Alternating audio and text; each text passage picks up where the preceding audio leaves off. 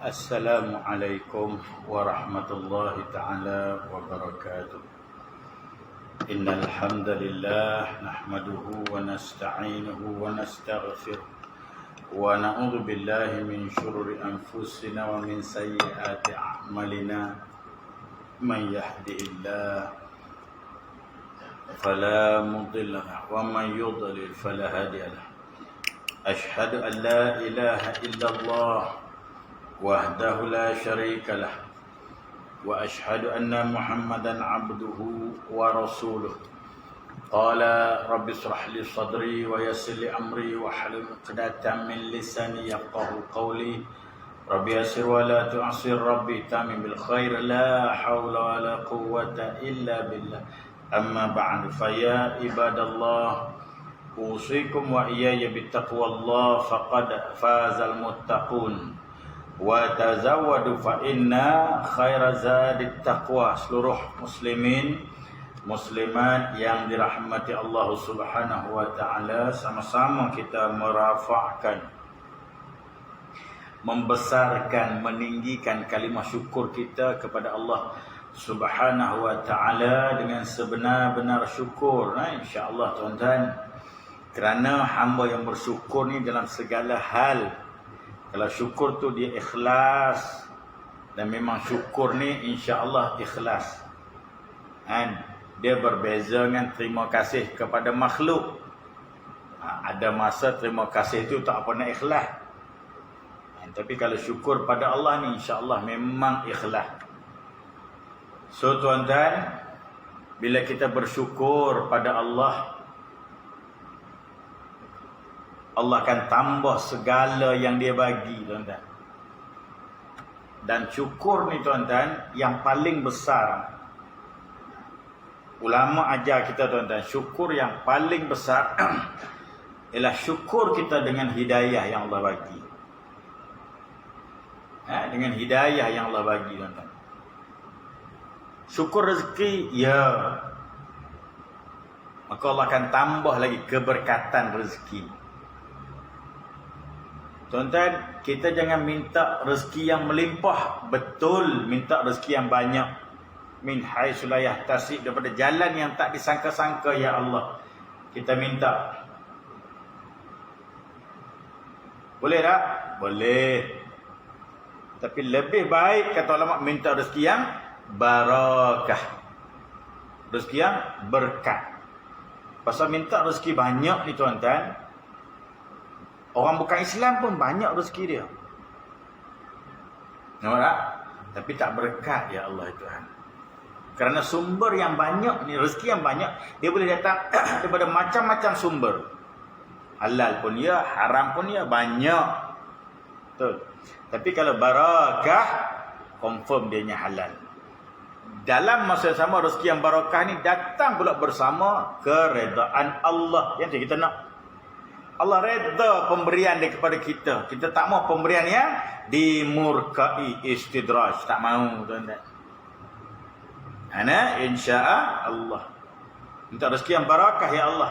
Dengannya tumbuh tulang temulang, daging-daging yang diberkati. Ringan keluarga kami solat bangun subuh, ya Allah. Ringan kami nak baca Quran, ya Allah. Ringan kaki kami melangkah ke masjid surau, ya Allah. Hati kami seronok buat amal soleh, ya Allah. Dan tuan-tuan, minta juga kita syukur dengan hidayah. Tuan-tuan, Allah dah bagi kita jinak dengan masjid surau. Allah bagi kita jinak dengan majlis ilmu. Allah bagi kita boleh bangun qiyam, tahajud 4 pagi, 5 pagi. Allah boleh bagi kekuatan kita puasa sunat. Kena syukur, tuan-tuan. Kerana nikmat hidayah ni tak semua orang boleh dapat. Tak semua orang boleh dapat. Rezeki ni insya-Allah, tuan-tuan. Rezeki ni boleh kata semua orang dapat rezeki. Banyak sikit, betul? Tadi kita sebut non-Muslim pun ada rezeki dia. Ana ulang kata-kata sahabat anak masa nak pergi Palu dulu. Sahabat Palu lah, orang Indo lah, orang Palu lah. Kan kita pergi buat misi bantuan lepas tsunami Palu dulu. Dia kata dia ni grade cikgu lah. Kalau bahasa kita cikgu lah. Dia cikgu lah. Baru lepas grad mahasiswa. Bidang perguruan lah kalau bahasa kita ni. Dia kata, tak semua orang ya Ustaz makan gaji. Bekerja ada gaji. Betul kan Ustaz? Tak semua orang makan gaji. Tak semua orang makan gaji. Tapi semua orang ada rezeki kan Ustaz? Masya Allah. Betul tak tuan-tuan? Tak semua orang makan gaji. Tapi semua orang ada rezeki dia sendiri. Setuju? Tuan-tuan.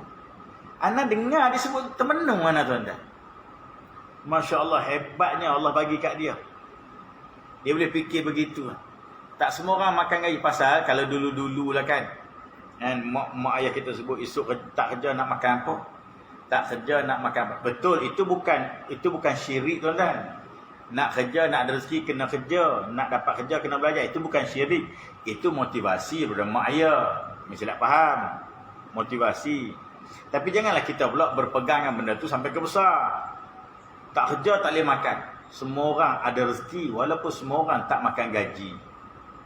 Setuju? Banyak sikit. Tetapi hidayah berbeza.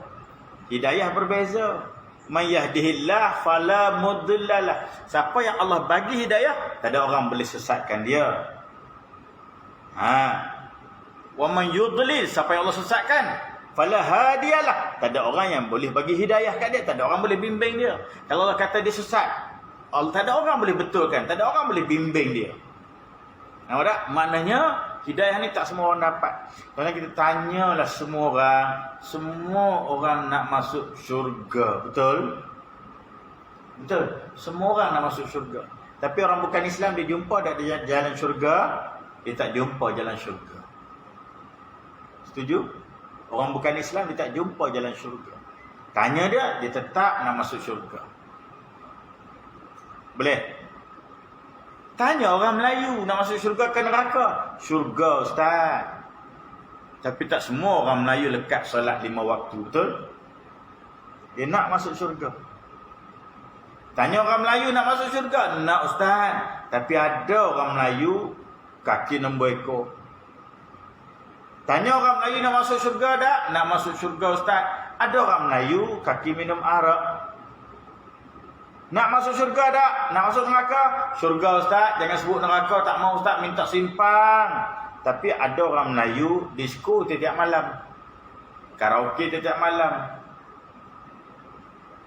Boleh faham tak?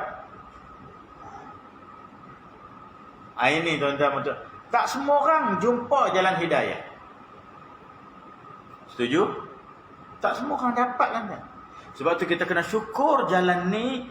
Bila kita syukur, Allah akan tambah lagi nikmat beramal soleh. Mudah-mudahan. Tu dia tuan-tuan. Mungkin sebelum ni tuan-tuan, kita susah baca Quran, sibuk. Allah bagi keberkatan masa, kita boleh baca Quran. Tuan-tuan, masa ni, anda pernah sebut. Di sini pun pernah sebut. Semua orang hidupnya 24 jam sehari semalam, betul? Rasulullah 24 jam tuan-tuan. 24 jam. Kita 24 jam. Perdana Menteri 24 jam. Yang jaga petrol pump 24 jam. Para suami 24 jam, isteri 24 jam. Orang duduk di pondok, para pelajar universiti 24 jam. Yang dah kerja pun 24 jam. Semua orang 24 jam hidup di sehari semalam. Semua orang 24 jam. Tapi ada orang dia boleh puasa sunat, ada orang tak boleh. Ada orang dia boleh solat duha, ada orang tak boleh. Ada orang dia boleh puasa sunat, ada orang tak boleh. Ada orang dia boleh datang masjid surau, walaupun taman yang sama, qaryah yang sama, surau yang sama. Jiran dia boleh datang, dia tak boleh datang. Kadang-kadang blok yang rumah yang jauh sekali, taman dia boleh datang, dia yang sebelah tak boleh datang. Ada orang duit gaji lebih kurang, perumahan yang sama, pangkat lebih kurang. Orang ni tiap-tiap hari datang subuh, bubuh RM5, RM10. Dia seminggu sekali baru bubuh. Ada orang sebulan sekali bubuh. Ada orang tak pernah bubuh. Gaji lebih kurang. Apa maksud tuan-tuan? Apa maksud? Maksudnya tuan-tuan, Allah tarik keberkatan pada masa kita, menyebabkan kita jadi tak dan buat amal soleh. Wal-iyadzubillah. Allah tarik keberkatan pada duit ringgit kita, menyebabkan duit ringgit tak boleh tolong di padang mahsyar. Duit ringgit orang lain boleh tolong tuan dia padang mahsyar. Duit ringgit kita tak boleh tolong padang mahsyar. Tak masuk ke jalan agama. Duit kita tak pergi ke jalan agama. Duit kita tak jadi pahala. Duit kita jadi kosong, belanja kosong. Masa kita habis begitu saja. Masa orang lain ada tahajud, ada Quran, ada duha, ada qiyamul lail, ada tahiyatul masjid, ada i'tikaf. Masa-masa orang lain ada ziarah. Masa kita depan TV stadium tengok bola, depan TV stadium tengok bola, tengok hiburan. Itu masa kita habis. Dan kata ulama, Allah cabut keberkatan masa, menyebabkan kita tak sempat buat solat. Kita minta jauh daripada benda ni, tuan-tuan. Boleh faham ya? Allahu akbar. Masa banyak. Ada orang hidup dah 40 tahun, 50 tahun, 60 tahun, 70 tahun. Sekali pun dia tak khatam Quran. Ada orang itu nanti tidak tahun khatam Quran. Ada orang 2 bulan sekali khatam Quran. Ada orang sebulan sekali khatam Quran. Ada orang setahun 10 kali khatam Quran. Hidup di bumi yang sama, jangka masa yang sama. 60 tahun, 5 tahun. An umurihi, kata Nabi SAW. Tentang umur kamu Allah akan tanya. Allah tanya, Allah kata aku bagi 60 tahun, 70 tahun. Apa kamu buat? Sekali pun kamu tak pernah khatam ayat aku, kata Allah. Tak boleh jawab, tuan-tuan. Memang tak boleh jawab, ya Allah, ya Tuhan. Setuju? Tak boleh jawab, tuan-tuan. Allah kata aku bagi kamu gaji setiap bulan 3,000, 4,000, 2,000, 5,000, 10,000. Ada yang 20-30,000. RM1 je kamu bagi untuk agama aku setiap minggu Jumaat. Kalau timbang dengan belanja kamu, nak banding dengan RM1, memang tenggelamlah RM1 ni, takkan beratnya. Berat yang kamu belanja ke lain lagi. Fa amma man tagha wa asara al-hayatad dunya fa innal jahima hiyal ma'wa. Orang yang lebihkan dunia dalam segala aktiviti dia, dia tak nampak langsung dia nak labur untuk akhirat dia. Kata Allah Subhanahu wa taala, fa inna jahim hiya ma'wa, tempatnya di neraka, wal iyadzubillah. Dia tak nak bina alam akhirat dia. Dia duk bina dunia dia. Akhirat dia tak nak bina, dia tak nak perindahkan, dia tak nak renovate, dia tak pernah perhias, tak pernah mencantikkan akhirat dia, tuan-tuan. Boleh faham insya-Allah. Contoh antara orang ciri yang Allah sebut, khuzu zinatakum 'inda kulli masjid. Allah kata, pakailah pakaian yang indah berhias, yang cantik-cantik, yang kemas-kemas, pakaian yang paling kamu suka bila datang ke masjid. Malam ni nak tengok kemas semua. Tak ada yang pagoda, tak ada. Kan? Kemas semua datang. Allah ajar, datang rumah aku, kamu nak jumpa aku, kamu pakai lekeh. Kamu nak jumpa makhluk, kamu pakai elok. Kamu sebenarnya membesarkan siapa, tuan-tuan? Ini persoalan. Boleh faham tak? Anda tak suruh lah tuan-tuan pakai tie nak datang. Yang tu memang tak lama dah tu, boleh ajar mengucap dah tu, tuan-tuan.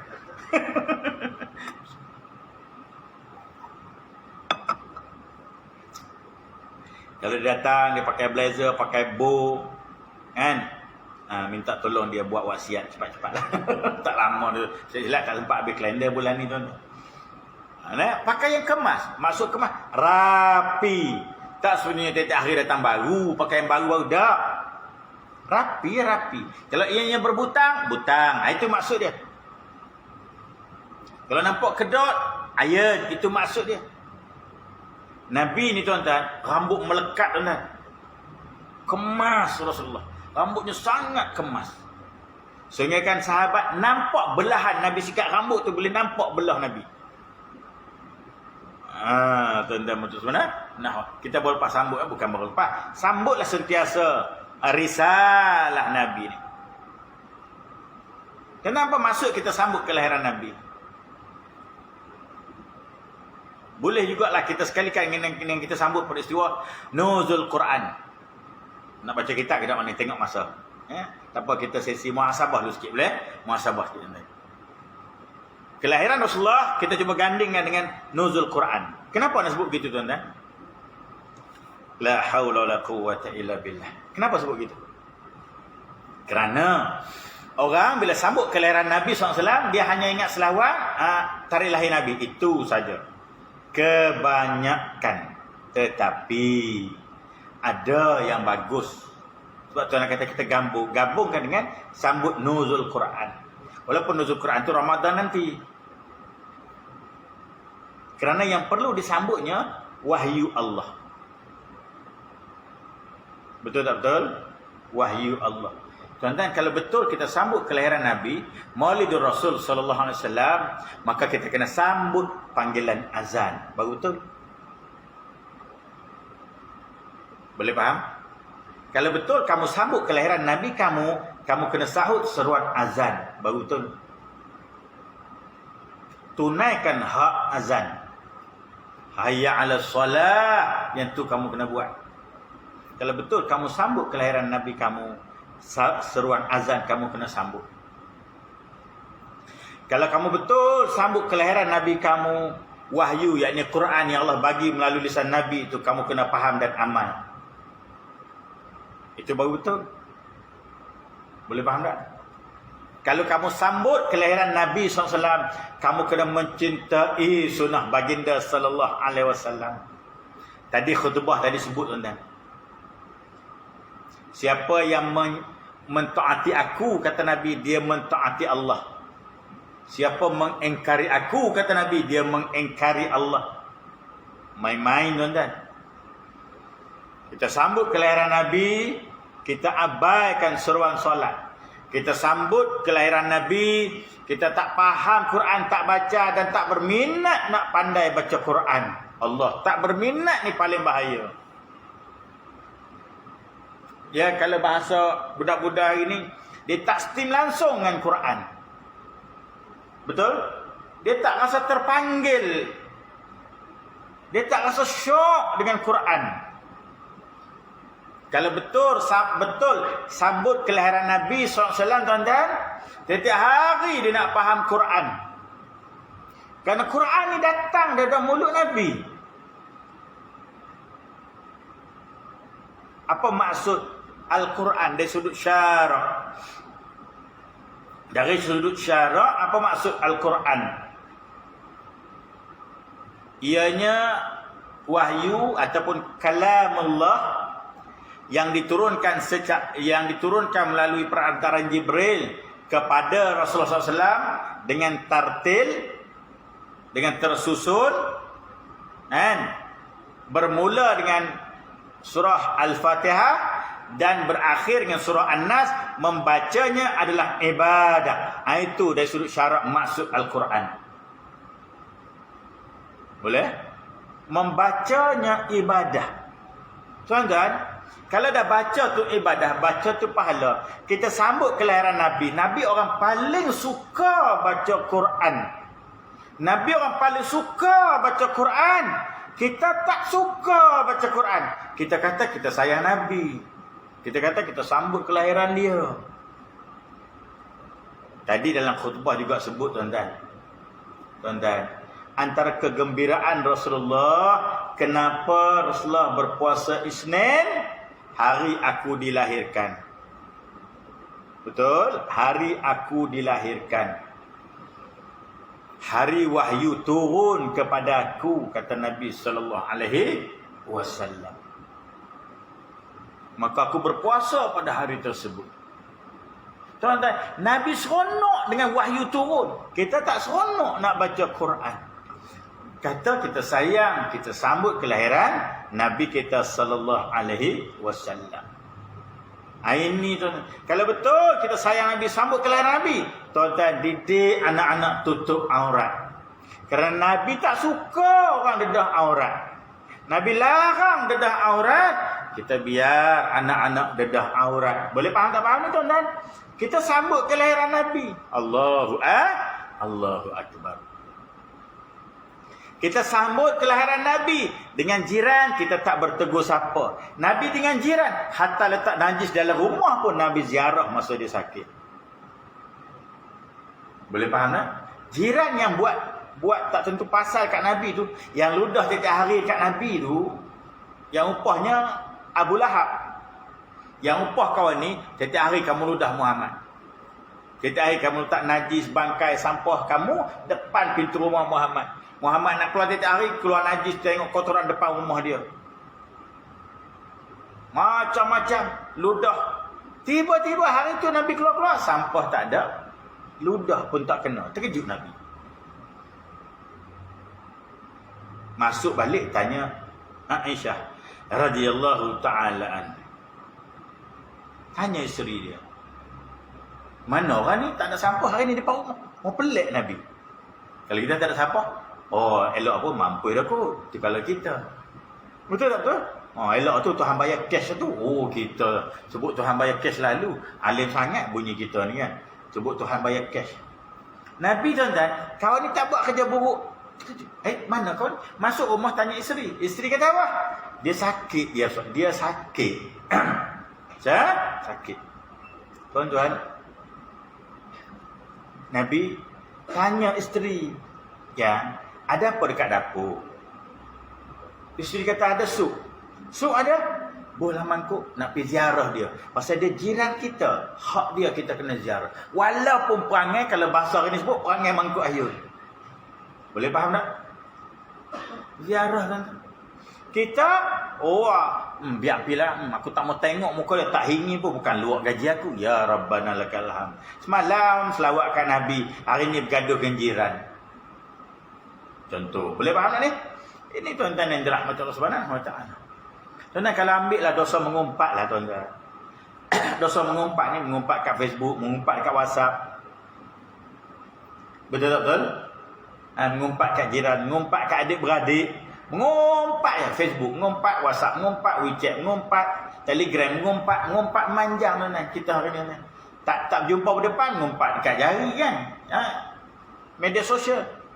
Tuan-tuan, agak-agaklah dosa mengumpat ni cukup tak dengan selawat kita kat Nabi tuan-tuan? Ulama sebut mulut yang busuk dengan kata-kata yang busuk, mengumpat, menghina, mencemuh orang, jaja berita buruk, mengadu domba. Mulut begini dia tak layak selawat kat Rasulullah SAW. Tak layak. Kalau dekat Rasulullah SAW tak layak selawat, agak-agak mulut yang busuk tu layak ke baca kalam Allah? Itu ulama suruh kita fikir. Boleh nak? InsyaAllah. Kalau betul sayang Nabi, kalau betul alunkan selawat pada Nabi, sambutlah seruan azan dengan solat awal waktu.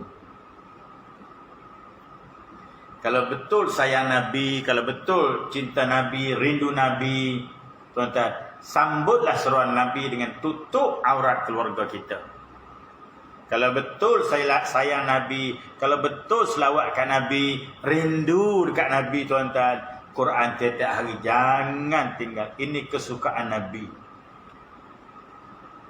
Solat ni tuan-tuan, ulama jumhur sepakatlah. Boleh kata sepakat ulama. Pandangan mata Nabi terakhir sebelum pejam wafat. Pandangan mata Nabi sebelum pejam kerana wafat. Pandangan mata Nabi terakhir adalah solat fardu. Tuan-tuan, lepas Nabi dikatakan Sayyidina Ali dengan Bilal bin Rabah radhiyallahu taala anhu, dia papah Nabi tuan-tuan. Dia papah Nabi waktu sakit. Tuan-tuan tahu Nabi sakit berapa hari? Sakit akhir. Kalau bahasa kita ini sebut sakit tua. Sakit tua ni orang kata tak ada ubat, sakit nak matilah. Masa ni tuan-tuan, Nabi SAW sakit berapa hari? Lebih kurang 2 minggu tuan-tuan. 2 minggu, 14 ke 15 hari. Sakit ni memang sakit terbaring terus. Tuan-tuan, lalu datanglah solat yang terakhir. Cuma yang tak pasti solat tu waktu apa? Asar ke Zuhur ke Maghrib ke Isyak ke? Bilal pun azan.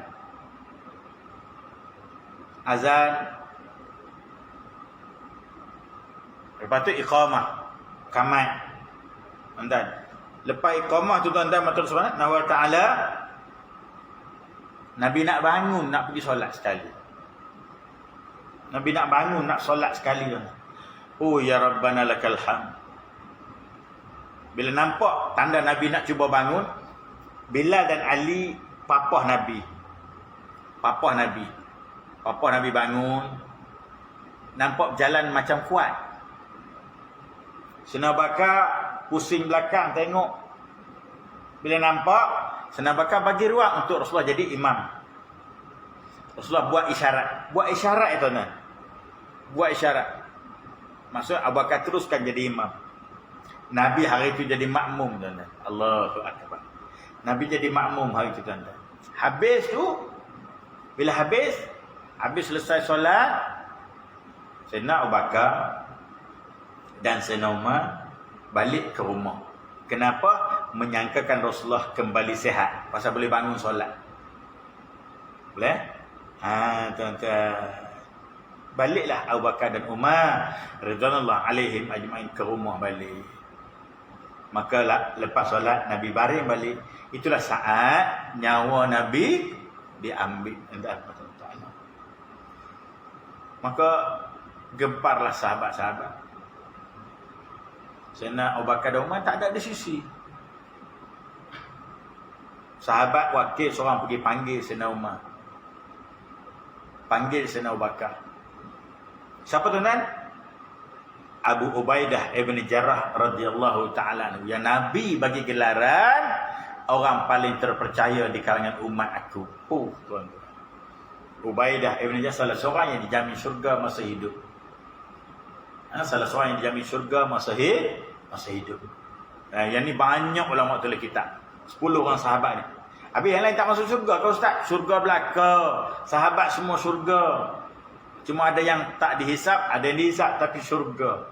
Masakan tidak mereka dapat title Allah redha mereka, ridwanullah alaihim ajmain. Radhiyallahu anhum wa radu'an. Al-Bayyinah sebut begitu tuan-tuan. Abu Ubaidah Al-Jarrah ni pergi. Nak pergi rumah Sayyidina Bakar, nak pergi rumah Sayyidina Umar. Dalam perjalanan tu tuan-tuan. Dengar kecoh. Ansar dan Muhajirin ni mula bergaduh. Kenapa? Siapa nak ganti Nabi sebagai pemimpin Madinah? Ansar dan Muhajirin mula bergaduh. Ini tuan-tuan terus mana? Nahwa ta'ala. Di mana tu tuan-tuan? Bila kita pergi ke Tanah Suci, tuan-tuan, insya-Allah para mutawif akan bawa kita ziarah tempat ni. Salah satu tempat yang bersejarah ni namanya di perkampungan Bani Sa'idah. Saqifah Bani Sa'idah. Kalau kita Saqifah Bani Sa'idah ni, dia duduk, kalau kita menghadap kiblat, kiri masjid Baqi'. Betul? Perkuburan Baqi' para sahabat belah kiri masjid. Dia duduk belah kanan masjid. Di luar pagar masjid belah kanan. Dia di pagar, kawasan dia tak luas, mungkin dalam ruang solat kita ni lah kot. Ruang solat surau kita. Seluas ni. Dan dalam tu cantik, dibuat taman. Madinah ni kan bumi ni agak subur sikit.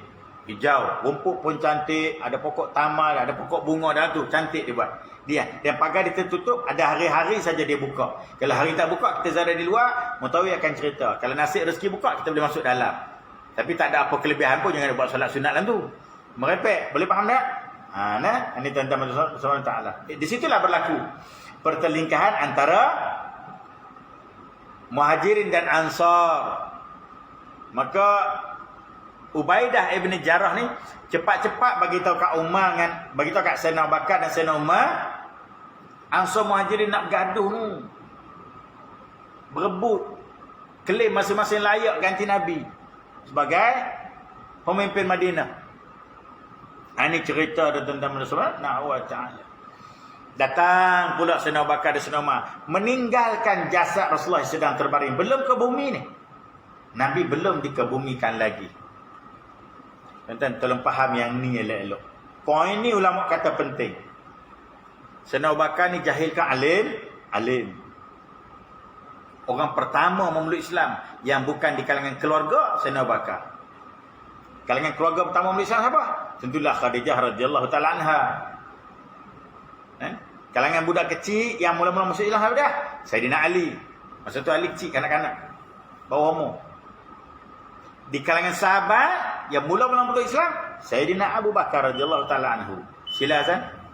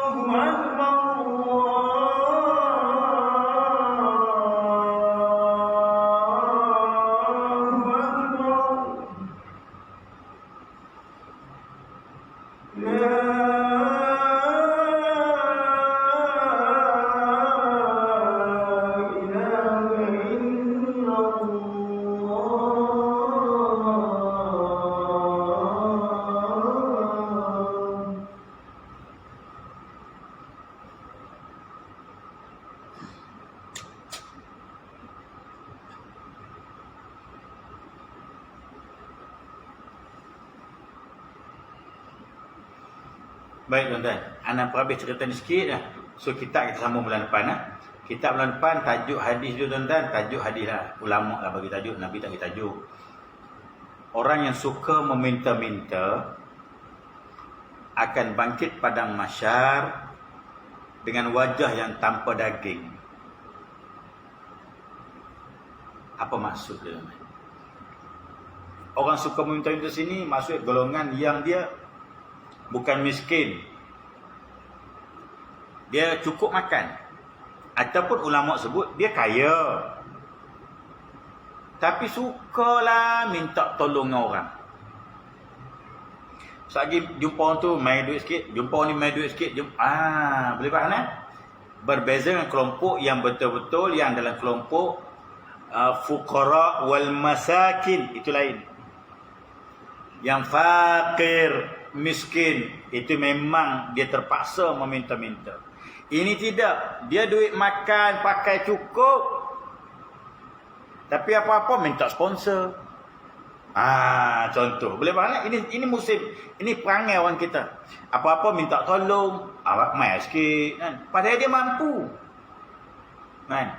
Ulang sikit, contoh, bukan rasuah lain. Rasuah ni memang dia minta. Boleh faham pantang dengar orang lebih sikit, jom belanja aku. Padahal dia ada duit. Boleh faham Golongan ni kata Nabi bangkit pada mahsyar, ulama syarah ada dua maksud. Maksud pertama tanpa daging, maksud bangkit pada mahsyar dalam keadaan sangat hina, satu. Yang kedua bangkit pada mahsyar memang betul tak ada daging, berlubang muka dia. Allah burukkan rupa paras dia kerana buruknya perangai di dunia. Boleh faham yang tu kita sambung bulan depan. Ana nak habiskan cerita tadi. Insya-Allah. Baik, tuan-tuan, cerita tadi tentang Allah Subhanahu wa taala bila berlaku perselisihan, Abu Ubaidah bin Jarrah cepat-cepat panggil Sayyidina Abu Bakar dan Umar yang masa tu dah sampai ke rumah Nabi. Dah sampai rumah Nabi, tiba-tiba dapat berita Muhajirin dan Ansar ni bergaduh, berebut klaim. Muhajirin kata aku paling layak ganti Rasulullah. Kami kelompok awal masuk Islam. Ansar kata kami paling layak ganti Rasulullah. Kami yang terima Nabi hijrah, orang Muhajirin tak terima Nabi.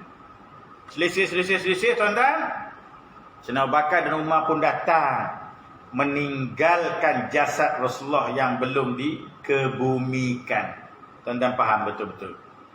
Boleh faham Tuan-tuan, kalau kita lah jasad Nabi nak tinggal. Yang kata Nabi jasad mak pun kita tak tinggal, betul? Sedangkan mak kita tidaklah semulia Rasulullah. Betul tak betul? Ayah kita tidak semulia Rasulullah. Ibu kita, ayah kita tidak maksum. Rasulullah maksum. Memang syurga dah dijamin. Bahkan kunci syurga Allah bagi kat dia besok bila bangkit. Tuan-tuan, Sayyidina Abu Bakar dan Sayyidina Umar tinggalkan jasad Rasulullah yang belum dikebumikan.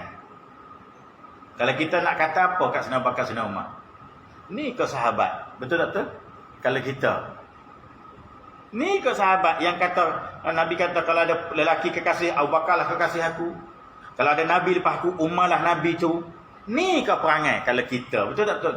Tapi Abu Bakar dan Umar tinggalkan jasad Rasulullah yang belum Kenapa tuan-tuan? Ulama sepakat. Kata ulama, nak uruskan urusan pentadbiran ni, kalau tidak tuan-tuan, dapat pada kelompok yang haru biru, yang duk gila kat jawatan, maka jasad Rasulullah boleh tinggal. Kerana hukum menguruskan mayat, hukumnya fardu kifayah. Betul tak betul? Fardu kifayah. Kerana aku tak ada, Abu Bakar tak ada, Umar tak ada, orang lain boleh urus jasad Rasulullah sempurna macam biasa juga. Betul tak betul? Tetapi kalau biar urusan pentadbiran dapat pada kelompok yang bukan ahli dia, maka Nabi sebut manusia, bangsa, negara akan hancur. Sebab tu ulama kata Sayyidina Abu Bakar dan Umar nampak urusan pentadbiran jauh lebih penting, maslahatnya lebih besar, kerana jasad Rasulullah ada orang lain boleh urus. Faham tak faham ni tuan-tuan? Ini tuan-tuan. Lalu bukan sekadar urus, Abu Bakar ambil tampuk pemerintahan. Nampak tak nampak? Abu Bakar ambil tampuk pemerintahan. Bila satu urusan tidak diberi pada ahlinya, tunggulah saat kehancuran, kata Nabi sallallahu alaihi wasallam. Boleh faham? Tunggulah saat kehancuran. Setuju? Boleh faham setakat ni tuan-tuan? Tuan-tuan tengoklah tuan-tuan, apa yang berlaku mutaakhir di tanah air kita. Nak sebut pun jijik, tuan-tuan. Tuan-tuan tahu benda ni semua. Semua ada, tak tahulah kot tuan-tuan semua ni tak ada Facebook, tak ada WhatsApp. Tak ada kan? Tuan-tuan semua tak ada Facebook, WhatsApp kan? Tuan-tuan baca Quran ni kan setiap hari kan? Tuan-tuan baca Quran je, tak tengok media sosial langsung. Tuan-tuan perasan tak satu penghinaan tau tuan-tuan? Anak bagi tahu kat tuan-tuan, satu penghinaan bila jenama minuman keras diletak nama orang yang mulia dalam Islam. Betul tak betul? Timah tu siapa tuan-tuan? Siti Fatimah siapa? Ha? Wanita syurga, zuriat Nabi. Betul? Betul ke tak betul? Macam tak betul tuan, nak kata dah tuan-tuan tak ada media sosial. Tuan-tuan baca Quran je. Timbul pula arak jenama Umar. Boleh faham tak? Jasad yang ada di sebelah Nabi dalam kubur Madinah tu. Tuan-tuan, mereka yang buat arak ni bodoh ke?